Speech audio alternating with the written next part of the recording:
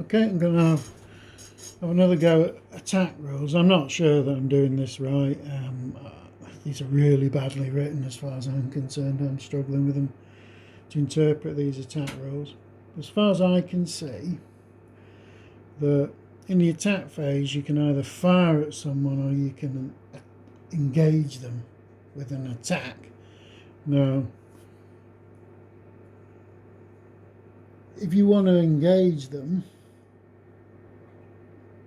you must launch an attack, and to do that, that's going to cost you 2 TPs if you're the initiative player and 3 TPs if you are the player without the initiative. Now, if you decide that you just want to shoot at them, you then got, as far as I can see, any unit that's within range, small arms range, can shoot or not. It's up to them. And what I would say is, what it reads as, if you were in point blank range, which say for a rifle musket is up to 1 base width, so that would be point blank range, I could shoot for free. But if I was armed with smooth bore muskets, I would have to pay 1 TP to make to actually fire on these guys. Now, when you fire, what you do is you roll a dice, once for each side, an attacker and defender die, and then you put your die modifiers in against that to come up with a total modified die roll. Now, one thing here is, if you're firing for the first time, you get a +2 bonus. So both sides are firing for the first time, so they get a +2 bonus.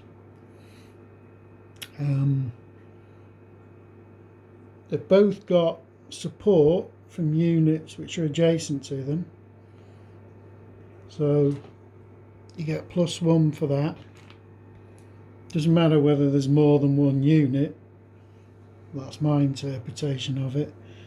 You get 1 for supporting, and you also get 1 for artillery support, so long as the artillery hasn't fired in the bombardment phase. So that one had a B there.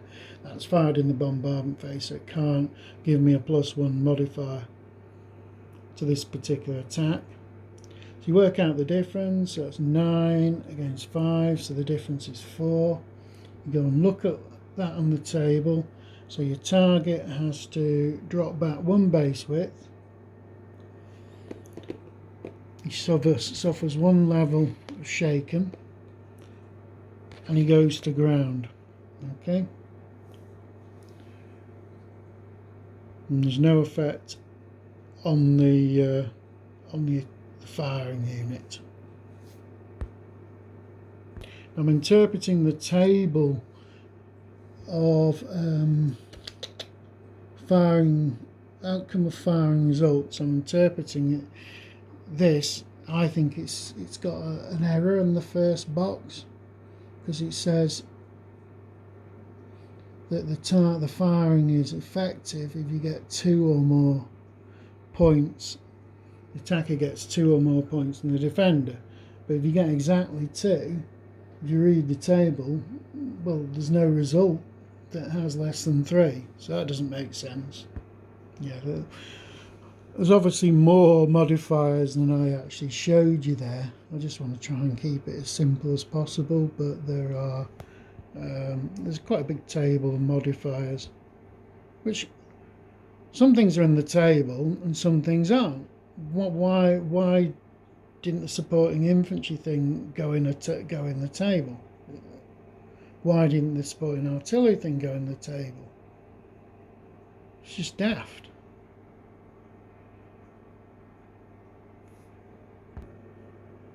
Also, another thing about when it talks about firing on unit, it implies that you've got to be within 1 base width to fire. Well, that's stupid. Why would infantry weapons have a range longer than one base width if you can only fire at one base width. For example, like a rifle musket can shoot up to 4 base widths, but if you look at the rule, the attack rule,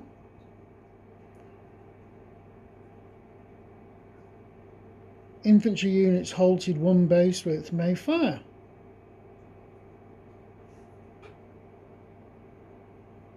Now, I must